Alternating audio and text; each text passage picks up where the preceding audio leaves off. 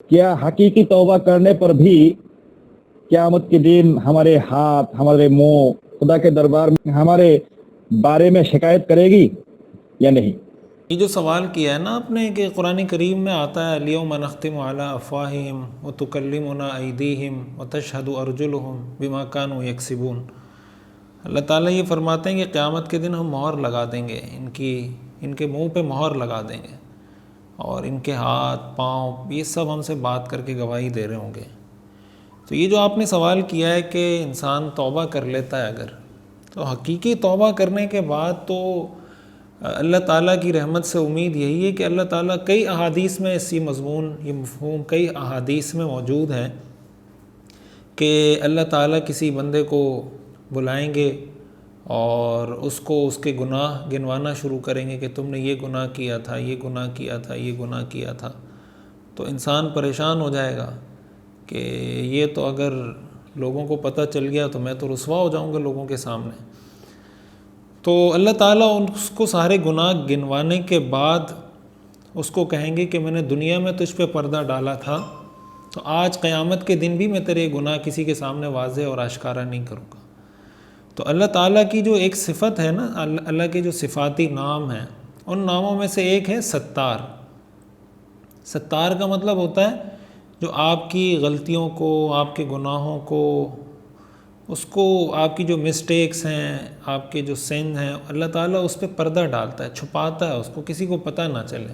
آپ دیکھیں دنیا میں ہم میں سے ہر آدمی سے ظاہر گناہ ہوتا ہے، گناہ گار ہیں ہم سب، لیکن اللہ تعالیٰ نے کبھی ہمارا کسی کو ہمارا نہیں پتہ، لوگ سمجھ رہے ہوتے ہیں بھائی بہت نیک آدمی ہے، مولانا صاحب ہے، مفتی صاحب ہے، حاجی صاحب ہے، اللہ تعالیٰ نے پردہ ڈالا ہوا ہے۔ تو اللہ تعالیٰ قیامت کے دن بھی جو حساب فرمائیں گے، پھر کسی نے حقیقی توبہ کر لی ہے، سچے دل سے توبہ کر لی ہے، تو اللہ تعالیٰ کی ذات سے امید یہی ہے کہ انشاءاللہ اللہ تعالیٰ نے جیسے دنیا میں پردہ رکھا ہے، اللہ انشاءاللہ قیامت کے دن بھی پردہ رکھے گا۔ No, self learning is nothing in my opinion. Self learning یعنی we have witness a lot of people. When you start self learning, many times we have witnessed that it misguide you, mislead you. It sometimes leads you to the wrong way because you don't know. Sometimes you study Sahaba Kiram, if you study the Sahaba Kiram, sometimes they came to Rasulullah sallallahu alaihi wasallam and they used to ask a question regarding Quran, regarding Hadith.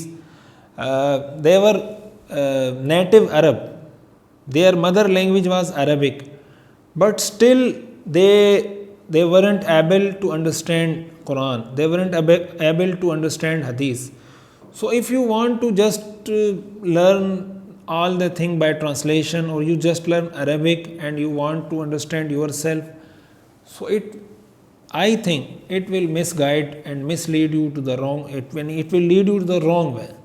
سو اس لیے اگر آپ پورا 8 سال کا period نہیں دے سکتے، آپ اپنے آپ کو یہ ٹائم اسپیئر نہیں کر سکتے، سو کسی مستند اتھینٹک عالم دین کے پاس ضرور بیٹھے۔ نہیں تو آپ دیکھ لیں ہمارے یہاں پاکستان میں انجینئر علی مرزا صاحب ہیں، جاوید غامدی صاحب ہیں، اور یہ نئے نئے آپ کو چیزیں مل رہی ہوں گی مارکیٹ میں، ہمارے ہاں جو سب کچھ چل رہا ہے، تو یہ اسی کا نتیجہ ہے، سیلف لرننگ کی وجہ سے۔ پھر یہی کوئی انجینئر مرزا بن جاتا ہے، کوئی کچھ بن جاتا ہے، کوئی کچھ بن جاتا ہے۔ یہ دنیا کی کسی فیلڈ میں نہیں ہوتا۔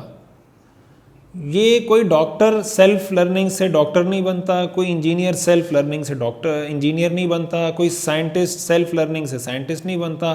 یہ اسلام کو ہم نے بہت ہلکا لیا ہوا ہے کہ سیلف لرننگ سے ہم سمجھتے ہیں کہ ہم قرآن بھی سمجھ جائیں، حدیث بھی سمجھ جائیں۔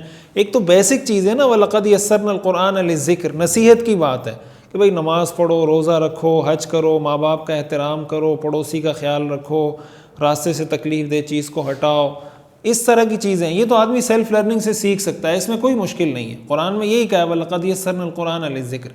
جو مسائل ہیں، مثال کے طور پر طلاق کا مسئلہ ہے، کب طلاق ہوگی، کب نہیں ہوگی، نماز کب ہوگی، کب نہیں ہوگی، کن چیزوں سے نماز ٹوٹ جاتی ہے، کن سے نہیں ٹوٹتی، سجدہ صاحب کب واجب ہوتا ہے، ایٹسیٹرا، جو بھی چیزیں، یہ وہ چیزیں جو سیلف لرننگ سے نہیں سیکھی جا سکتی۔ بہترین طریقہ یہی ہے فقہائے حنفیہ کے نزدیک، احناف کے نزدیک جو طریقہ ہے وتر کا، وہ یہی ہے کہ 2 رکعت آپ پڑھیں اور پہلے قاعدے میں جب آپ بیٹھیں اتحیات پوری پڑھیں اور اتحیات پڑھ کے کھڑے ہو جائیں. کھڑے ہونے کے بعد سورہ فاتحہ پڑھیں, سورہ فاتحہ پڑھنے کے بعد سورت پڑھیں, اور سورت پڑھنے کے بعد ہاتھ کانوں تک اٹھا کر باندھیں اور دعائے قنوت پڑھ لیں, اور دعائے قنوت پڑھنے کے بعد باقی اپنی نماز کمپلیٹ کر لیں. تو احناف کے نزدیک جو سب سے بہتر طریقہ ہے وتر پڑھنے کا وہ یہی ہے.